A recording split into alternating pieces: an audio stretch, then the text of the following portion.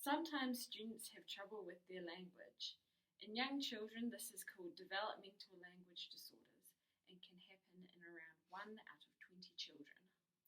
This means that they haven't got the words to convey what they want to say or may have trouble understanding what is being said. The classroom setting can be intimidating with lots of noises and other students talking.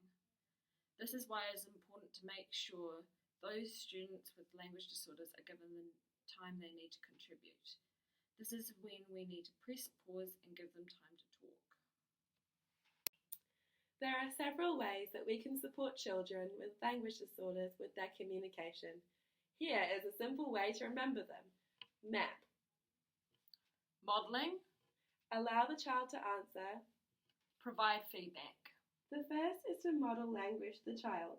Make sure there are plenty of opportunities for the child to learn new words. Modelling is an important technique as it gives context to how new words should be used. You can increase or decrease modelling as needed in order to support the child's learning. Visual supports such as posters and labels can also be very helpful.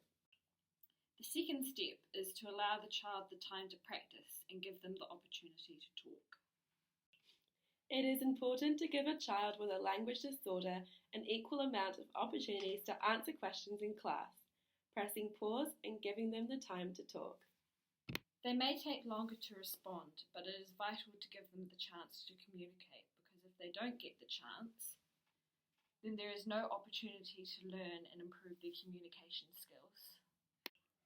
Making sure they feel comfortable communicating in a non-judgmental environment is really important to make sure this happens. The last step is to provide feedback.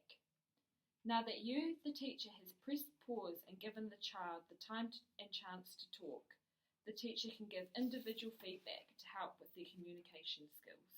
Here are two well-researched methods for providing feedback: expansions and recasts.